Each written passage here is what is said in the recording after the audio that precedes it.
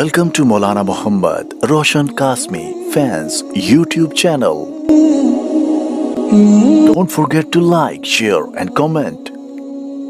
Subscribe for more videos. الحمد لله نحمده ونستعينه ونستغفره ونؤمن به ونتوكل عليه ونعوذ بالله من شرور أنفسنا ومن سيئات أعمالنا من يهده الله فلا مضل له ومن يضلله فلا هادي له ونشهد أن لا إله إلا الله وحده لا شريك له ونشهد أن سيدنا ومولانا محمدا عبده ورسوله صلى الله عليه وسلم تسليما كثيرا كثيرا أما بعد فقد قال الله تبارك وتعالى في كلامه المجيد أعوذ بالله من الشيطان الرجيم بسم الله الرحمن الرحيم لقد كان لكم في رسول الله أسوة حسنة وقال النبي صلى الله عليه وسلم خيركم من تعلم القرآن وعلمه صدق الله العلي العظيم وصدق رسوله النبي الكريم ونحن على ذلك لمن الشاهدين والشاكرين والحمد لله رب العالمين. ایک دفعہ بلند آواز سے درود پاک پڑھیں. اللهم صل على محمد وعلى آل محمد كما صليت على إبراهيم وعلى آل إبراهيم إنك حميد مجيد. اللهم بارك على محمد وعلى آل محمد كما باركت على إبراهيم وعلى آل إبراهيم إنك حميد مجيد.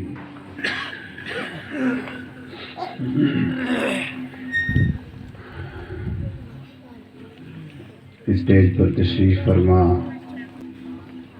انڈمان نکوبار سے تشریف لائے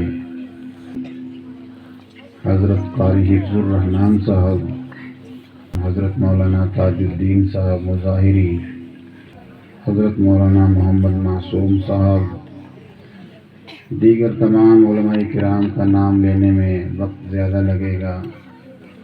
تمام ہی وہ علماء کرام جو اسٹیج پر تشریف فرما ہیں، معزز حضرات، بزرگان محترم، سامعین میں ہمارے بزرگ، نوجوان دوست، بھائی، عزیز بچے بچیاں، اللہ تعالیٰ آپ سب کا، ہم سب کا یہاں جمع ہونا قبول فرمائے،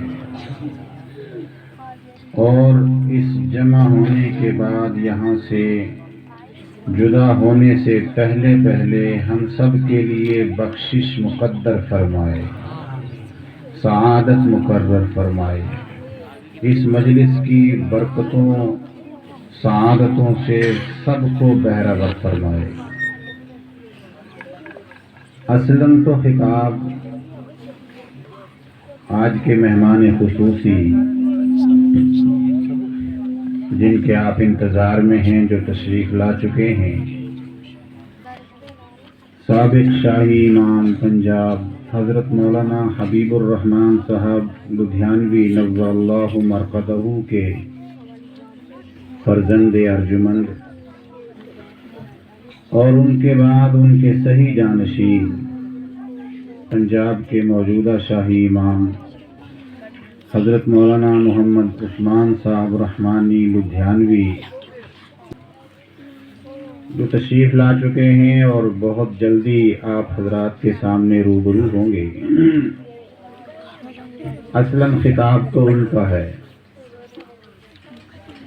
اس سے پہلے ہمارے محترم علماء کرام نے بیان فرمایا، حضرت قاری حفظ الرحمان صاحب، حضرت مولانا تاج الدین صاحب نے اور دیگر علماء کرام نے بیان فرمایا، ہر بات از دل خیزد بر دل ریزد والی تھی کہ جو دل سے بات نکلتی ہے اثر رکھتی ہے، پر نہیں طاقت پرواز مگر رکھتی ہے۔ میرے لیے بڑی عجیب صورتحال پیدا ہو جاتی ہے، میں تو ان علماء کرام کا، بزرگوں کا کفش بردار خادم ہوں، ان کی مرضی ہے، چاہے خادم لکھیں، صدر لکھیں، جو مرضی لکھے، ہم تو جہاں ہیں وہاں ہیں، وہیں ہیں، لکھنے سے تو کچھ نہیں ہوگا۔ لیکن اگر کسی ادارے کے ذمہ دار یا منتظمہ کو یا ساتھیوں کو، دوستوں کو، بزرگوں کو اگر یہ لگتا ہو کہ اس طریقے سے استعمال کر کے کوئی دینی فائدہ ہو سکتا ہے، کسی دینی ادارے کا فائدہ ہو سکتا ہے، تو ہمارے لیے چوکیداری بھی اسی طرح قابل فخر ہے اور صدارت بھی اسی طرح قابل فخر ہے۔ اللہ تعالی ہم سب کا یہاں جمع ہونا قبول فرمائے۔ مقصد کے لیے انسان نوکر بھی بنتا ہے اور مقصد کے لیے انسان امیر کارواں بھی بنتا ہے، اگر مقصد پیش نظر ہو۔ بہرحال ضرورت نہیں تھی کہ میری سمع خراشی بھی ضرور ہی رکھی جائے، لیکن نہ صرف یہ اصرار ہے کہ بات ہو، بلکہ یہ بھی ہے، میں نے تو عرض کیا تھا کہ 10 منٹ میں میری بات بھی مکمل ہو جائے اور حضرت مولانا کا بیان شروع ہو جائے، اس لیے کہ ایک تو حضرت مولانا کا مسلسل سفر ہے۔ آج ہی رات کو لدھیانے میں بھی ایک بہت بڑا پروگرام ہے، جلسہ ہے، وہاں بھی خطاب کرنا ہے جا کے۔ گزشتہ کل بھی پروگراموں کو نبھاتے ہوئے آئے، تو میری کوشش تو یہی ہے کہ میں کم سے کم وقت لوں اور زیادہ سے زیادہ وقت حضرت مولانا محمد عثمان صاحب دامت برکاتہم کو دیا جائے، کیونکہ ہم سبھی ان کے لیے خواہش مند ہیں، اور پھر یہ ہے کہ وہ وقت پہ وہ بھی فارغ ہو جائیں اور آپ بھی فارغ ہو جائیں۔ لیکن ہمارے کچھ علماء کرام کی دلی خواہش ہے کہ میں تھوڑا بہت وقت ضرور آپ کی روبرو کچھ گفتگو کروں۔ دعا فرمائیں اللہ تعالیٰ اس گفتگو کو میرے اور آپ کے لیے خیر کا ذریعہ بنائے۔ جلسے کا جو عنوان ہے سیرت النبی صلی اللہ علیہ وسلم، جب نبی پاک صلی اللہ علیہ وسلم کا نام مبارک آئے تو مجمع میں گونج پڑنی چاہیے اور سب کہیں کیا؟ صلی اللہ، اونچی آواز سے، کہ جب جناب رسول اللہ صلی اللہ علیہ وسلم کا نام آئے تو پھر محبت کے ساتھ صلی اللہ علیہ وسلم کہنا ہے۔ بہرحال یہ سیرت النبی کا جو عنوان ہے یہ بہت بامعنی عنوان ہے، جو جامعیت لفظ سیرت کے اندر ہے، جناب رسول اللہ صلی اللہ علیہ وسلم کی مبارک زندگی، سیرت، حالات، اس کے اندر پورا دین ہے۔ جب آپ سیرت کا تذکرہ کرتے ہیں تو نماز کا تذکرہ بھی اسی میں ہے، عظمت قرآن کا تذکرہ بھی اسی میں ہے، روزے کے فضائل بھی اسی میں آ جاتے ہیں، زکوٰۃ کے مسائل بھی اسی میں آ جاتے ہیں، ہجرت اور نصرت بھی اسی میں آ جاتی ہے، دعوت اور تعلیم بھی اسی میں آ جاتی ہے، اصلاح بھی اسی میں آ جاتی ہے، سارا دین سیرت کے لفظ کے اندر آ جاتا ہے۔ میں یہ عرض کر رہا تھا کہ سیرت کا مطلب ہوتا ہے جیونی، زندگی، حالات۔ نبی پاک صلی اللہ علیہ وسلم کی زندگی کو کہتے ہیں سیرت بیان کرنا۔ یہ بہت ضروری ہے، کسی بھی بڑی شخصیت کی جو زندگی ہے وہ انسان کو اس شخصیت سے متعارف کرواتی ہے، اس کا تعارف کرواتی ہے، اس کا انٹروڈکشن کرواتی ہے، اس کا پریچے کرواتی ہے۔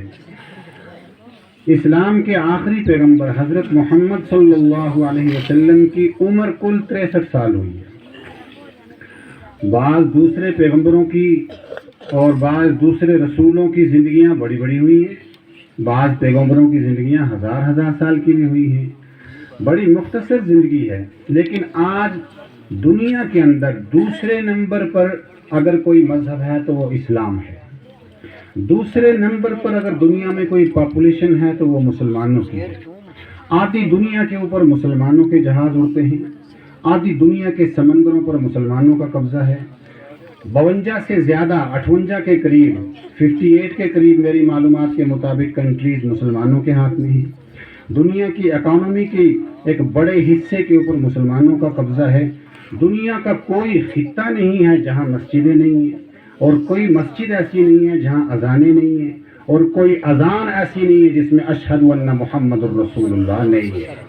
ساری دنیا میں گونج رہا ہے یہ نام۔ تو جو بچہ حضرت عبداللہ کے گھر میں پیدا ہوا اس وقت جب عبداللہ باپ بھی سر پر نہیں تھے، جو بچہ اس طرح جس نے اس دنیا فانی میں آنکھیں کھولی کہ اس کی والدہ آمنہ سلام اللہ علیہا، ان کو سب سے بڑا غم یہی ستا رہا تھا کہ اس بچے کا کیا بنے گا، باپ تو اس کے سر پہ نہیں ہے، سب کا چاچا ایک ہی ابو طالب اور کوئی نہیں ہے، اچھا سگا بھائی کوئی نہیں ہے، بہن کوئی نہیں ہے، تنہا یتیم بچہ پیدا ہوئے۔ ظاہراً ہر ماں کی طرح آمنہ کے دل میں بھی خیال آیا ہوگا، بی بی آمنہ کے دل میں، کہ میرے اس بیٹے کا کیا بنے گا، یہ کیسے زندگی گزارے گا، اس کی معیشت کا کیا ہوگا، اس کے کھانے پینے کا کیا ہوگا، اس کے گزر اوقات کا بسر کا کیا ہوگا۔ لیکن بی بی آمنہ کو پتہ نہیں تھا کہ نہ صرف یہ کہ اے بی بی آمنہ تجھے اس بچے کے سہارے کی فکر کرنے کی ضرورت نہیں، بلکہ یہ لاکھوں کروڑوں اربوں کا سہارا بنے گا۔ اس کے منہ سے نکلے ہوئے لفظ قانون بنیں گے، اور اس کے منہ سے نکلے ہوئے لفظ یتیموں کے لیے جن کا ماں اور باپ نہیں ہوگا ان کے لیے اس کی شکشائیں اور اس کی تعلیم سہارا بنے گی۔ اس کی شکشاؤں کے ذریعے دنیا کی اکانومی طے کی جائے گی، اس کی تعلیمات کے ذریعے دنیا صفائی سیکھے گی، ستھرائی سیکھے گی، پاکیزگی سیکھے گی، تقدس سیکھے گی۔ یہ الگ بات ہے کہ ہم نے خود اس حساب سے اس کا مطالعہ نہیں کیا ہے۔ ہم مسلمان بھی حضور صلی اللہ علیہ وسلم کی زندگی کا صرف ایک رخ لیے بیٹھے ہیں، عبادت کا، کہ آپ نے نماز سکھائی ہم نماز پڑھتے ہیں، آپ نے عبادت سکھائی ہم عبادت کرنے ہیں۔ لیکن اس لحاظ سے بہت کم لوگوں نے مطالعہ کیا ہوگا کہ نبی پاک صلی اللہ علیہ وسلم نے مدینے کی منڈی کس طرح بسائی تھی، مدینے کا شہر کس طرح بسایا تھا۔ میں نہیں جانتا کہ سماجیات کے تعلق سے ہمارے علماء کرام نے سیرت کا کتنا مطالعہ کیا ہے، سائنسی لحاظ سے کتنا کیا ہے، پولیٹکس کے لحاظ سے کتنا کیا ہے، لیکن جب بھی کوئی کرے گا محمد مصطفیٰ صلی اللہ علیہ وسلم کی زندگی کے بارے میں مطالعہ کرے گا، پڑھے گا، اس کے بارے میں ریسرچ کرے گا، تو اس کا دل یہ گواہی دے گا کہ جو بھی زندگی کا موڑ ہے محمد کی زندگی میں اس کے لیے کوئی نہ کوئی نمونہ موجود ہے۔ اگر یتیم ہے تو یتیم مکہ کی زندگی میں نمونہ موجود ہے، اگر کوئی کسی عورت کا خاوند ہے تو اس کے لیے حفصہ و عائشہ کے خاوند میں زندگی میں نمونہ موجود ہے، اگر بیوپاری اور تاجر ہے تو شام میں تجارت کرنے والے کی زندگی میں نمونہ موجود ہے، اگر مائیگرینٹ اور مہاجر ہے تو مکہ سے مدینہ کی طرف ہجرت کرنے والے مہاجر کی زندگی نمونہ پیش کرے گی، اگر معلم ہے تو ٹیچر ہے تو مسجد نبوی میں بیٹھ کے پڑھانے والے ابو ہریرہ کے استاد کی زندگی کو دیکھ لیجئے، عبداللہ ابن مسعود کے استاد کی زندگی کو دیکھ لیجئے، عبداللہ ابن عمر کے استاد کی زندگی کو دیکھ لیجئے، اگر وہ باپ ہے تو حضرت رقیہ، ام کلثوم، فاطمہ، زینب کے باپ کی زندگی کو دیکھ لیجئے۔ خدا کی قسم زندگی کے جس موڑ میں بھی تم چاہو گے محمد کی زندگی میں تمہیں نمونہ مل جائے گا۔ سیرت اس چیز کا نام ہے، سیرت اس چیز کا نام ہے۔ اللہ نے آپ کو عقل دی ہے، اللہ نے آپ کو سمجھ دی ہے۔ یہ دنیا کے اندر جو کروڑوں لاکھوں انسان ہیں یہ پاگل نہیں ہیں۔ محمد کا کلمہ پڑھنے والے سائنٹسٹ بھی ہیں، اگر ان کا دماغ خراب ہوتا تو وہ جب دنیا کی سائنسی چیزوں کے بارے میں تحقیقات کرتے ہیں انکار کر دیتے۔ محمد کا کلمہ پڑھنے والے فضاؤں میں جہاز اڑانے والے بھی ہیں، سمندروں پہ جہاز تیرانے والے بھی ہیں، دنیا کا نظام چلانے والے بھی ہیں، اکانومی کے ماہرین بھی ہیں، پلاننگ کمیشنوں کے چیئرمین بھی ہیں۔ ساری دنیا کے اندر جو عقل مند اور دانشور طبقہ ہے ان میں ہزاروں لاکھوں کروڑوں لوگ ہیں جو محمد صلی اللہ علیہ وسلم کے فالوور بھی ہیں، کلمہ بھی پڑھتے ہیں۔ اور جو بھی پڑھے گا، جو بھی حضور صلی اللہ علیہ وسلم کی زندگی کے بارے میں پڑھے گا، 63 سال کی زندگی ہے، 22 اپریل 571 سن عیسوی میں پیدا ہونے والا وہ بچہ جو 63 سال کے بعد جب دنیا سے رخصت ہوا ہے، جب پیدا ہوا اکیلا تھا، جب دنیا سے رخصت ہوا ہے میدان عرفات کے اندر جہاں آج بھی حاجی جاتے ہیں، لاکھوں کی تعداد میں ٹھاٹھے مارتا ہوا سمندر تھا، جو آپ کی شکشاؤں سے شکشت ہو چکا تھا، جو آپ کی سکھیاؤں سے پریرت ہو چکا تھا، جو آپ سے تعلیم حاصل کر چکا تھا، حضور نے اس 63 سال کی زندگی میں سے بھی آخری 40 سال الگ سیرت ہے آپ کی، اور 40 سال تک بچپن سے 40 سال تک کی سیرت وہ الگ ہے۔ بچپن سے جو 40 سال تک کی سیرت ہے وہ محمد بن عبداللہ کی ہے، اور 40 سال سے 63 سال تک کی جو سیرت ہے 23 سال کی وہ محمد الرسول اللہ کی ہے۔ بچپن سے لے کے 40 سال تک کی عمر میں کسی نے پتھر نہیں مارا، کسی نے کوڑا نہیں پھینکا، کسی نے گالی نہیں دی، کسی نے مخالفت نہیں کی، سب پیار کرتے ہیں، کسی نے انکار بھی نہیں کیا، کسی نے انکار نہیں کیا کہ یہ محمد عبداللہ کے بیٹے نہیں، کسی نے انکار نہیں کیا کہ یہ محمد آمنہ کے بیٹے نہیں، کسی نے انکار نہیں کیا کہ عبد المطلب کے پوتے نہیں، کسی نے انکار نہیں کیا کہ قریشی نہیں ہیں، کسی نے انکار نہیں کیا کہ بنو ہاشم میں سے نہیں ہیں، کسی نے انکار نہیں کیا کہ عرب کے نہیں ہیں، کسی نے انکار نہیں کیا کہ ابو طالب کے بھتیجے نہیں ہیں، سب نے مانا کہ محمد نام کا یہ نوجوان پاکیزہ ہے، صادق ہے، امین ہے، کسی کو کوئی پرابلم نہیں تھی۔ 40 سال کے بعد وہی پاکیزہ زندگی گزارنے والا نوجوان اعلان کرتا ہے کہ لوگوں، اللہ نے میرے پاس فرشتہ بھیجا ہے، اس نے پیغام بھیجا ہے، اس کا پیغام میرے پاس آیا ہے۔ کیا پیغام ہے؟ کہ عبادت صرف اللہ کی، حکمرانی صرف اللہ کی، دنیا میں کوئی انسان کسی کو غلام نہیں بنا سکتا، دنیا میں کوئی انسان کسی کے اوپر مسلط نہیں ہو سکتا، خاوند بیوی کا مالک نہیں ہے، اس کا ساتھی ہے، اولاد امانت ہے، باپ ان کا مالک نہیں ہے کہ جیسے مرضی ان کو استعمال کرے، بلکہ یہ سب چیزیں اس نے اوپر والے نے پیدا کی ہیں۔ جب یہ پیغام دیا ہے 40 سال کے بعد، اب دنیا کی فضا بدلی، اب گالیاں بھی آنے لگی، اب پتھر بھی آنے لگے، اب مخالفتیں بھی شروع ہو گئی۔ اب وہی چچا جس نے خوشی میں سب سے پہلے تحفے بانٹے تھے، باندی کو آزاد کر دیا تھا، وہی سب سے پہلے اٹھ کے کہتا ہے یہ تم کیسی بات کر رہے ہو، اس سے تو بہت سارے غلام اب آزاد ہو جائیں گے، یہ جن سے ہم کام لیتے ہیں مفت میں، یہ جن کو ہم رات دن جن کو مشقت بھرے کام لیتے ہیں اور بغیر کسی اجرت کے ان سے کام لیتے ہیں، ان کو ہم نے خاندانی غلام بنا رکھا ہے، یہ ہمارے برابر کھڑے ہو کے نماز پڑھیں گے، ہمارے برابر دسترخوان پہ کھانا کھائیں گے، ہم میں ان میں کوئی فرق نہیں رہا، یہ کیسی شکشا کی بات کرتے ہو، یہ نہیں مانی جا سکتی۔ سب سے پہلا پتھر جو مارا ہے وہ اس چچا نے مارا ہے، اسے یہ بات پسند نہیں آئی کہ یہ ہمارے برابر کیسے ہو سکتے ہیں، یہ گرے پڑے لوگ، یہ غریب لوگ، یہ غلام لوگ، یہ برابر نہیں ہو سکتے، کالا اور سفید برابر کیسے ہو سکتا ہے، غلام اور آقا برابر کیسے ہو سکتا ہے۔ لیکن یہ وہ تعلیم تھی محمد مصطفیٰ صلی اللہ علیہ وسلم کی، یہ تعلیم اٹھی اور فرمایا نہیں، سب کو پیدا کرنے والا ایک ہے، اس نے پیدا کرنے میں کوئی فرق نہیں رکھا ہے، سب کو برابر ہاتھ دیے، سب کو برابر پیر دیے، آنکھیں دی، کان دیے، ہونٹ دیے، جسم دیا، دماغ دیا، دل دیا، جگر دیا، سب کچھ برابر دیا، فرق تو نہیں رکھا نا کہ جو ایک مسلمان کو کچھ الگ سٹائل سے دل دے دیا ہو، دوسرے کو الگ سٹائل سے دے دیا ہو، اس نے سب کو برابر پیدا کیا ہے، پیدا کرنے میں فرق نہیں رکھا۔ پھر پیدا کرنے کے بعد اس کی رحمت سب کے لیے ہے، اس کی بارش سب کے لیے برستی ہے، اس کا سورج سب کے لیے آتا ہے، اس کا چاند سب کو روشنی دیتا ہے، اس کی ہوائیں سب کو لگتی ہیں، اس کا پانی سب کے لیے ہے۔ جب اس نے فرق نہیں رکھا تو تم فرق کرنے والے کون ہو؟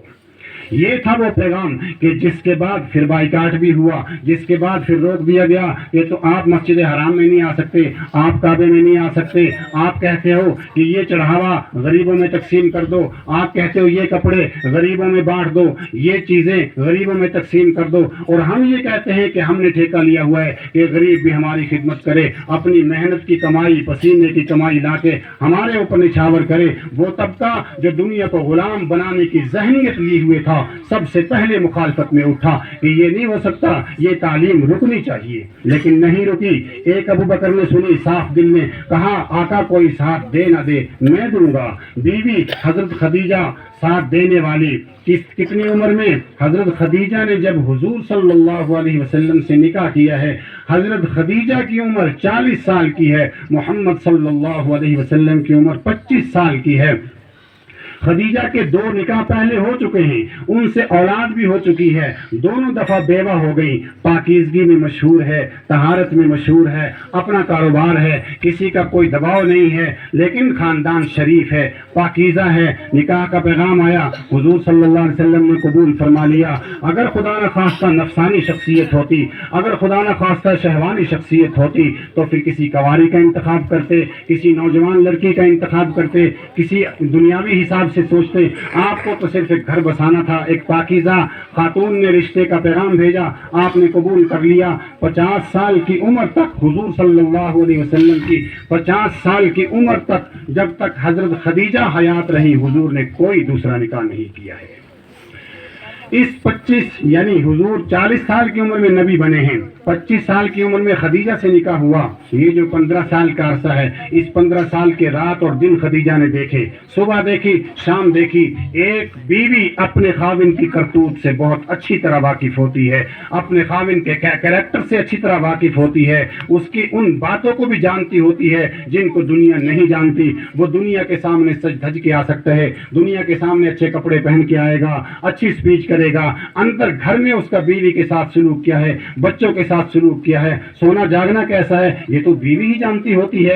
اس 15 سال کے عرصے میں خدیجہ نے دیکھا محمد کی زبان سے کبھی جھوٹ نہیں نکلا، آپ نے جو کہہ دیا پتھر کی لکیر ہے۔ کسی سے معاملہ کیا، کبھی معاملے کے خلاف نہیں کیا، کسی کے پیسے نہیں دبائے، کوئی مظلوم آیا اپنا کھانا اٹھا کے دے دیا، کوئی پریشان آیا اپنی جیب کے پیسے دے دیے، کوئی ننگا آیا اپنے کپڑے اتار کے دے دیے، کوئی پریشان حال آیا اپنے پاس سے چیزیں دے دی۔ 15 سال تک بیوی دیکھتی ہے، اس جیسی پاکیزہ شخصیت کوئی نہیں ہے۔ اب جب 15 سال کے بعد حضور نے اعلان فرمایا، خدیجہ مجھے میرے رب نے یہ پیغام دیا ہے کہ ساری دنیا اس ایک کی پیدا کی ہوئی ہے، دنیا میں کوئی کسی کو کسی کا غلام نہیں بنا سکتا، سب اس کے غلام ہیں۔ تو امی خدیجہ رضی اللہ عنہا عرض کرتی ہیں کہ 15 سال سے میں آپ کی پاکیزہ زبان کو دیکھ رہی ہوں، جس زبان نے 15 سال تک جھوٹ نہیں بولا وہ آج جھوٹ کیوں بولے گی؟ کوئی مانے نہ مانے، میں مانتی ہوں آپ سچے ہیں۔ ایک بچہ ہے چھوٹا سا علی، 10 سال کا بچہ، وہ کہتا ہے آقا میں تو آپ کے سب سے زیادہ قریب رہا ہوں۔ بچے بڑوں کے قریب رہتے ہیں گھر میں۔ علی ابو طالب کے بیٹے ہیں، ابو طالب سے لے کے حضور نے گھر میں رکھ کے پالا ہے۔ ابو طالب کی اولاد زیادہ تھی، حضور جوان ہوئے، اپنے چاچا سے مشورہ کیا، دوسرے چاچا عباس سے، کہا چاچا ابو طالب کا کنبہ زیادہ ہے، بچے زیادہ ہیں، کمائی اتنی نہیں ہے، ایسا نہ کریں کہ ہم ایک ایک دو کی ذمہ داریاں لے لیں۔ تو چھوٹے بچے علی کو بھی اپنے گھر میں لے لیا کہ ان کا کھانا پینا پہننا سب میرے پاس ہوگا۔ وہ بچہ علی کہتا ہے آقا میں نے آپ کو ہمیشہ سچ بولتے دیکھا ہے، آج بھی آپ جو بات کہہ رہے ہیں وہ سچی ہی ہے، میں مانتا ہوں۔ ابو بکر نے مانا، علی نے مانا، حضرت خدیجہ نے مانا۔ یہ 2-3 افراد کا مجمع ہے جنہوں نے مانا۔ لیکن جب عرفات کے میدان میں آخری خطبہ دیا ہے آپ نے تو 1.25 لاکھ سے زائد صحابہ تھے، وہ ہر طبقے کے لوگ تھے، ہر علاقے کے لوگ تھے، ان میں یمن کے بھی تھے، ان میں سوڈان کے بھی تھے، ان میں حبشہ کے بھی تھے، ان میں شام کے بھی تھے، ان میں دنیا بھر اس تمام علاقے کے لوگ تھے، ان میں کالے بھی تھے، ان میں گورے بھی تھے، ان میں ہر طرح کے تھے۔ آپ نے آخری پیغام دیا کہ اب تمہارے لیے تعلیم یہ ہے کہ جو تعلیم میں نے دنیا کے لیے دی ہے کہ ساری دنیا اس ایک کے غلام ہے اور ساری دنیا آپس میں برابر ہے، اس تعلیم کو ساری دنیا میں پھیلاؤ۔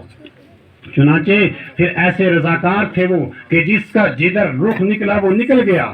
آپ کے بمبئی کے اندر صحابہ کی قبریں ہیں، آپ کے پنجاب بٹھگنا کے اندر صحابی کی قبر ہے۔ صحابی اس کو کہتے ہیں جس نے محمد صلی اللہ علیہ وسلم کے درشن کیے ہوں، دیدار کیے ہوں، آپ سے شکشا لی ہو، آپ سے تعلیم حاصل کی ہو، اور آپ کے شاگرد عرفات میں جب آپ نے خطاب فرمایا تو جس کی سواری کا جدھر کو رخ تھا، جس کی سواری کا جدھر کو منہ تھا، جس کی سواری کا جدھر کو منہ تھا اس میں سواری واپس نہیں موڑی۔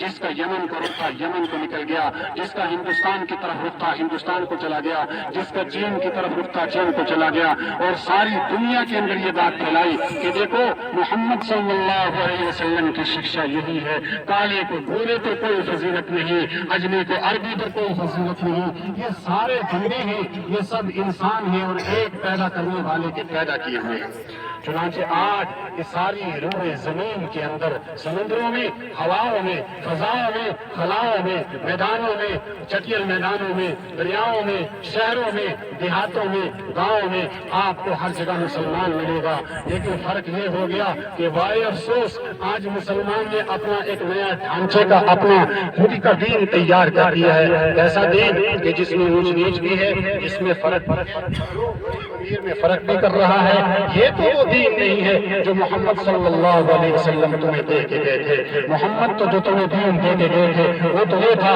کہ تیرے پڑوسی تیرا بھوکا سو جائے اور تو پیٹ بھر کے سو جائے تو مومن نہیں ہے. محمد تو یہ دین دے کے گئے تھے کہ تیرا باپ دکھی ہو کے سوئے اور تو کلمہ پڑھتا ہوا باپ کو دکھی کر کے سوئے، تیرے ایمان کا کوئی اعتبار نہیں ہے. محمد صلی اللہ علیہ وسلم کو یہ دین دے کے گئے تھے کہ تیرے پورے علاقے میں کوئی بچی، کوئی بیٹی، کوئی لڑکی، بلا سے اس کا مذہب کوئی ہو، اس کا دھرم کوئی ہو، اس کی ذات کوئی ہو، اس کا قبیلہ کوئی ہو، اس سے کوئی بحث نہیں. کسی بچی کے کا سر بغیر دوپٹے کے نہ ہو، کوئی تن بغیر کپڑے کے نہ ہو. محمد صلی اللہ علیہ وسلم تو یہ تعلیم دے کے گئے تھے. لیکن آج مسلمان معاشرے نے اپنی جہالت کی وجہ سے، اپنی بے وقوفی کی وجہ سے، اپنی بے دینی کی وجہ سے دین کے لیے جو شکل تیار کر لی ہے اس میں دوسروں کی بات تو بہت دور ہے، اپنے مسلمان کے لیے جگہ نہیں. میں آپ کو ایک بہت اہم بات ضروری طور پہ کہنا چاہتا ہوں، پتہ نہیں کئیوں کو پسند آئے یا نہ آئے، لیکن ہم کسی کی پسند اور ناپسند دیکھ کے بات نہیں کیا کرتے. ہمارے اس چمبا ضلع میں ہمارے سال پہلے ایک بات آئی کہ کچھ لوگ ہیں جن کو لوگ باطل کہتے ہیں. ہم نے کہا بھئی یہ مسئلہ کیا ہے یار، یہ ہیں کون لوگ؟ کہا کہ جی لوگ ان کے ساتھ نماز میں کھڑے ہونے کو تیار نہیں، ان کے ساتھ لوگ بیٹھ کے کھانے کو تیار نہیں، ان کے ساتھ لوگ رشتہ داری کرنے کے لیے تیار نہیں. ظلم کی انتہا ہے. مسجد میں آ جائے تو لوگ ناراض ہو جاتے، یہ مسجد میں کیوں آ گیا؟ یا اللہ یہ کیا مسئلہ ہے؟ مسجد تو اللہ کا گھر ہے، تیرے باپ میرے باپ کا گھر تو نہیں ہے، میری خالہ تیری خالہ کا گھر تو نہیں ہے. مسجد سے تو کوئی روک ہی نہیں سکتا. یہ کیا مسئلہ ہے کہ فلاں آدمی مسجد میں آیا اس کو روک دیا گیا؟ مسجد میں آنا ہندو کا بھی حق ہے، مسجد میں آنا سکھ کا بھی حق ہے، مسجد میں آنا کرسچن کا بھی حق ہے، مسجد میں آنا بدھسٹ کا بھی حق ہے. پیدا تو اسی کا کیا ہوا ہے، وہ تو اللہ کا گھر ہے. اتنا ضرور اس سے گزارش کی جا سکتی ہے، ریکویسٹ کی جا سکتی ہے کہ جو دھارمک استھل ہوتے ہیں، جو دھارمک جگہ ہوتی ہیں، ان میں تھوڑا آدمی ادب سے آئے، ہاتھ پیر دھو کے آئے اور تھوڑا ادب کے احترام کے ساتھ آئے. فضول دنیا کی جگہ سمجھ کے نہ آئے، دنیاوی جگہوں جیسا معاملہ نہ کرے. اتنا تو ضرور ہے، لیکن آنے سے کون روک دے گا؟ لیکن پتہ چلا کہ نہیں جی روک رہے لوگ. بھائی کیوں روک رہے ہو؟ کہ جی ان کو کہتے ہیں باطل. کیا ہوتا ہے باطل؟ بھئی ہوتا کیا بتاؤ تو صحیح. ہم نے ہمارے علماء، کچھ علماء مجھ سے پہلے اس میدان میں خدمت کر رہے، اللہ ان کو جزائے خیر عطا فرمائے. جب ہمارے نوٹس میں یہ بات آئی ہم حیرت زدہ رہ گئے کہ یہ کیا مسئلہ ہوا، یہ کیا بات ہے، یہ تو سمجھ میں آنے والی بات نہیں ہے. آخر کوئی وجہ تو ہو کہ جی وہ دین میں نہیں ہے. اگر نہیں ہے دین میں تو وجہ کس بنا پر دین سے نکلے؟ دین سے انسان نکلتا ہے کہ آدمی کہتے ہیں کہ میں رب کو نہیں مانتا، نکل گیا ٹھیک ہے، نہیں مانتا تو نہ مان. بھائی بہت سارے دنیا کمیونسٹ لوگ ہیں، کمیونزم والے لوگ ہیں، لیکن انہوں نے تو یہ نہیں کیا. وہ تو کہتے ہیں ہم کلمہ پڑھتے ہیں، ہم اللہ کو مانتے ہیں، ہم محمد صلی اللہ علیہ وسلم کو آخری نبی بھی مانتے ہیں. تو پھر ان سے نفرت کی وجہ کیا ہے؟ اس کی تہ میں کچھ علماء گئے، ہمیں بھی انہوں نے شامل کیا، علماء کرام نے. ہم نے سوال لکھا.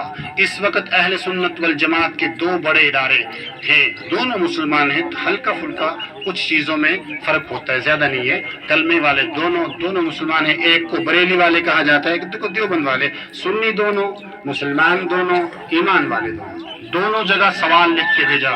ہم لوگوں نے علماء کے ایک گروپ بنایا گیا، انہوں نے سوال بریلی بھیجا کہ ہمیں آپ بتائیں تو صحیح جو یہ ڈھکوسلے کی بات کرتے ہیں لوگ کہ یہ روایت فلاں روایت، یہ چیز وہ چیز، باتیں بھی عجیب عجیب کہتے ہیں. حضرت ابراہیم کو جب آگ میں ڈالا گیا تو باطل برادری کے لوگوں میں سے کسی نے اس آگ میں لکڑیاں ڈالی تھی، اس لیے ان کو ساتھ میں شامل کیا جا سکتا. حضرت ابراہیم سے لے کے محمد مصطفیٰ صلی اللہ علیہ وسلم تک کتنے پیغمبر آئے؟ صرف بنی اسرائیل کے اندر 18,000 پیغمبر آئے ہیں، صرف بنی اسرائیل کے اندر، جیوز کے اندر، کرسچنز کے اندر. کیونکہ ہمارا تو یہ عقیدہ یہ ہے کہ جیوز جس توریت کو مانتے ہیں، کرسچن جس بائبل کو مانتے ہیں، بلا شک اللہ کا کلام ہے. ہاں یہ ضرور ہے وقت گزرنے کے ساتھ وہ خود بھی مانتے ہیں کہ یہ اس طرح سیو نہیں رہی، اتنی محفوظ نہیں رہی. یہ دعویٰ ہم نہیں کر سکتے کہ یہ توریت وہی ہے جو موسیٰ علیہ السلام پہ نازل ہوئی تھی، یہ انجیل وہی ہے جو عیسیٰ علیہ السلام پہ نازل ہوئی تھی. اس کا دعویٰ وہ بھی نہیں کرتے. اس میں تھوڑا بہت ملاوٹ وغیرہ کا وہ بھی کہتے ہو سکتا ہے. تو تحریف کے ساتھ ساتھ لیکن یہ تو ضرور ہے کہ بہرحال وہ آسمانی کتابیں ہیں.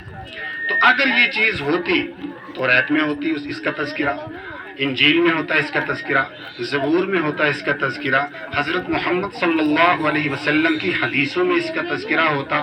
لاکھوں کی تعداد میں حدیثیں ہیں جو آج امت تک پہنچی ہوئی ہیں. مفسر قرآن کی تفسیروں، قرآن کی آیتوں کی ویاخیا کرنے والے لوگ یعنی تشریح کرنے والے لوگ وہ لکھتے، کسی نے نہیں لکھا. 1400 سال نبی صلی اللہ علیہ وسلم کو اس دنیا سے گئے ہوئے بیت گئے.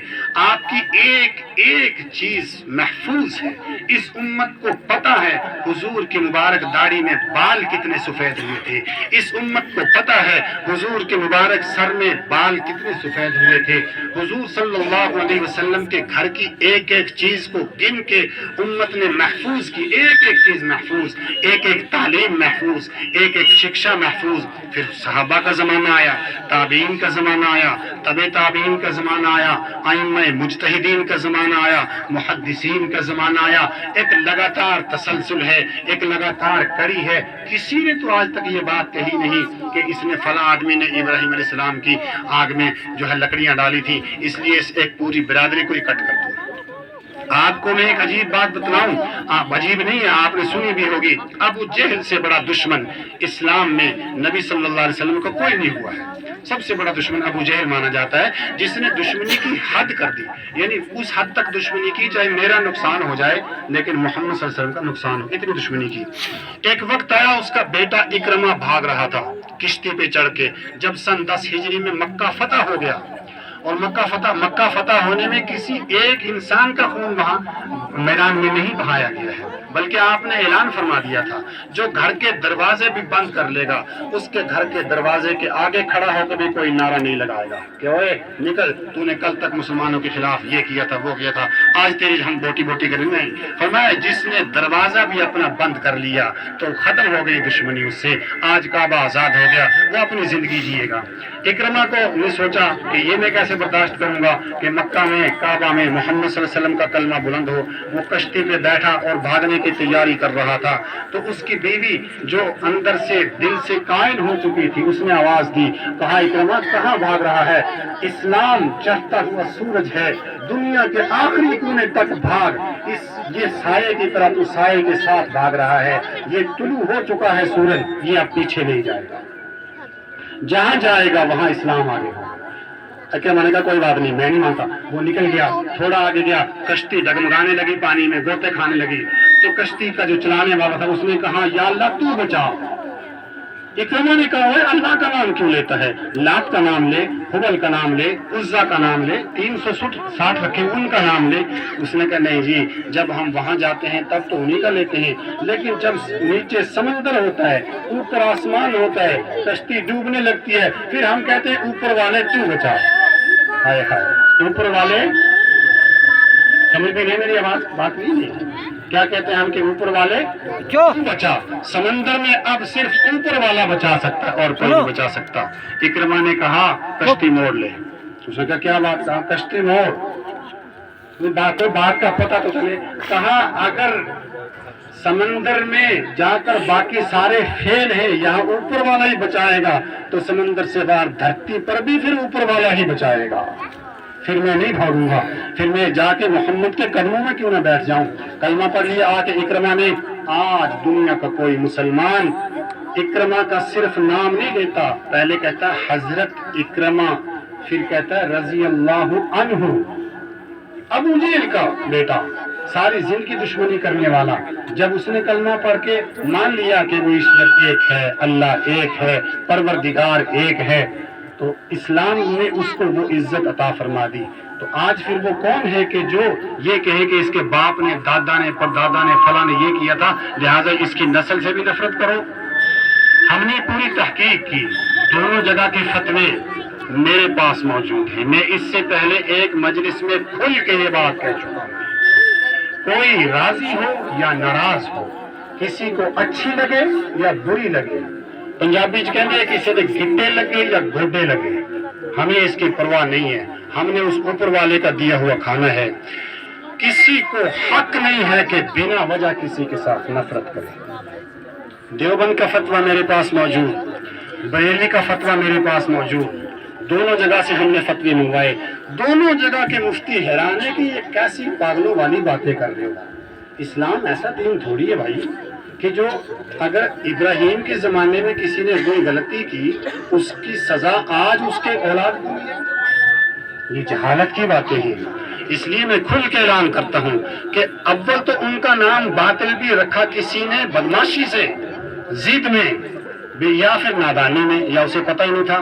اگر باطل کا وہ معنی ہو جو غلط ہے تو کسی کو غلط کہنے کا حق کیا ہے کسی کو؟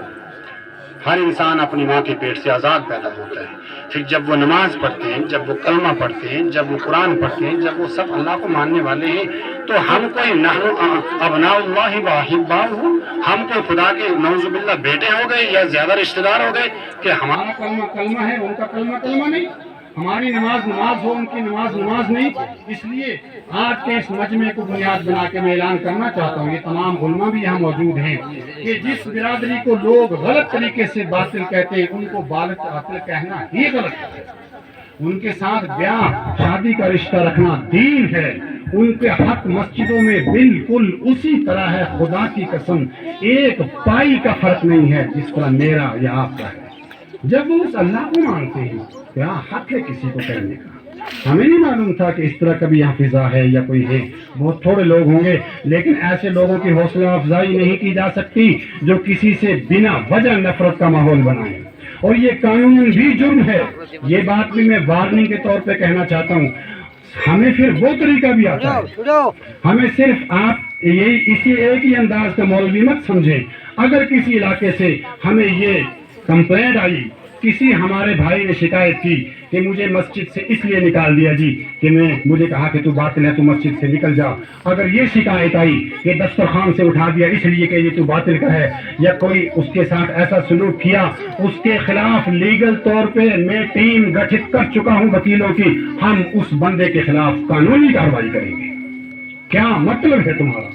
جب ایک بندہ ماں کے پیٹ سے آزاد پیدا ہوا ہے، ہر قانون ہر انسان کو آزاد زندگی جینے کا حق دیتا ہے، جب وہ کہتا ہے میں مسلمان ہوں تو مجھے کوئی حق نہیں اسے کہنے کا تو مسلمان نہیں ہے، میرے باپ کا دین ہے، قرآن میرے باپ پہ تو نازل ہوا، وہ تو اللہ کی کتاب ہے، محمد صلی اللہ علیہ وسلم پہ نازل ہوئی ہے، اللہ کا دین ہے، وہ میری مرضی سے تو نہیں چلے گا۔ اس لیے باقی جگہ یہ فتنہ نہیں تھا تو باقی جگہ ہم نے باقی علماء کو اس میں شامل نہیں کیا۔ چمبا ضلع میں تھا، صرف چمبا ضلع کے علماء سر جوڑ کر بیٹھے، یہاں جتنے علماء بیٹھے ہیں سب اس تائید میں ہیں۔ ایک منٹ کے لیے علماء ذرا ہاتھ اٹھائیں، آپ میری اس تائید میں ہیں کہ باطل کے نام سے جو غلط لفظ ایک برادری کو دیا گیا ہے وہ غلط ہے۔ جو تم نے یا جس آدمی نے بھی یا جن لوگوں نے بھی ایک یہ ہوا کھڑا کیا ہوا ہے ایک برادری کے لیے، ان کے لیے جینا مشکل کیا ہوا ہے، ان کی جوان بچیاں رشتے کے لیے دشواریاں، نماز پڑھنا چاہتے ہیں مسجد آنے میں دشواری، بچے بھیجنا چاہتے ہیں لوگ کہتے ہیں نہیں ہمارا بچہ ان کے بچے کے ساتھ نہیں پڑے گا، کیوں؟ تمہارا بچہ آسمان سے نازل ہوا ہے؟ بھائی ان کی کوئی وجہ تو بتاؤ نا ہمیں، اگر کوئی وجہ نہیں ہے تو میں تمام ضلع چمبا کے علماء کی طرف سے نمائندگی کرتے ہوئے، بلکہ تمام علماء آج کے مہمان خصوصی کی طرف سے بھی نمائندگی کرتے ہوئے اعلان کرتا ہوں کہ باطل جن کو لوگ کہتے ہیں آج کے بعد کہنا چھوڑ دیں گے انشاءاللہ۔ ان کا یہ نام کاغذوں میں نہیں ہے، ہم نے تحقیق کی، ہم نے ان کے کاغذات نکلوائے، ان کا کاغذوں میں نام کچھ اور ہے، لوگوں نے چڑ بنانے کے لیے، لوگوں نے تنگ کرنے کے لیے ان کا نام باطل رکھ دیا۔ ان کے بھی تو بچے ہیں، ان کے بچوں کے دل پہ کیا گزرتی ہوگی، ان کی بھی بیٹیاں ہیں، ان کے بھی بچے ہیں، ہم نے کب سے یہ ٹھیکہ لے دیا کس لوگوں کے دل دکھانے کا؟ اس لیے آج سے آپ یہ عہد کر کے جائیں کہ ہم ان کے نام کے ساتھ باطل کا لفظ استعمال نہیں کریں گے، اونچی آواز سے انشاءاللہ کہیے، اور اونچی آواز سے۔ نمبر 2، اگر کسی جگہ بھی ان کے ساتھ کوئی دھکا اور ان کے ساتھ کوئی تفرقے بازی ہو رہی ہو تو ہم اس کی مخالفت کریں گے آپ انشاءاللہ۔ آپ کو پتہ چلے کہ بھئی اس برادری کا شخص ہے، یہاں شادی ہے، بن بلائے بھی جاؤ، چاہے کھانے کا ان کے اوپر بوجھ مت ڈالو، لیکن بیٹھو ان کو مسجدوں، کیونکہ وہ ہیں، میں حیرت زدہ ہوں، میں مجرم سمجھتا ہوں خدا کی قسم اپنے آپ کو. ہم کس لیے مولوی ہیں, ہم کس لیے دین کے آئے؟ سالہ سال سے ایک قوم ایک برادری کے ساتھ یہ بے انصافی ہو رہی ہے, اور تقریباً 100 کے قریب ان کے گھر ہیں ہمارے اس ضلع میں. 100 کے قریب گھر, 100 کے قریب بچیاں, 100 کے قریب بچے. کم از کم لگاتا ہوں اگر ایک بھی بیٹی لگاؤ, ہم اللہ کو کیا جواب دیں گے؟ وہ بچیاں کس کی ہیں, وہ بیٹیاں کس کی ہیں, وہ کس کی جان کو روئیں گی اگر عالم اور مولویوں نے اپنا فرض ادا نہ کیا؟ تو بہرحال یہ بڑی ضروری بات تھی, تو مجھے اتنی لمبی بات نہیں کرنی چاہیے تھی, لیکن بات بڑی اہم تھی. آپ کا کیا خیال ہے, اہم نہیں تھی؟ اہم تھی, اس لیے مجھے کرنی پڑی, اس لیے میں نے بات کرنا مان بھی لیا, ورنہ میرا ارادہ آپ یقین مانے بیٹھ کے یہی تھا, میں بالکل بات نہیں کروں گا, اپنا ٹائم بھی حضرت مولانا کو دوں گا, ہمارے حضرت مولانا شاہ امام صاحب کو. لیکن بہرحال یہ چند ضروری گزارشات تھی. اللہ تعالیٰ ہمارا یہاں جمع ہونا قبول فرمائے.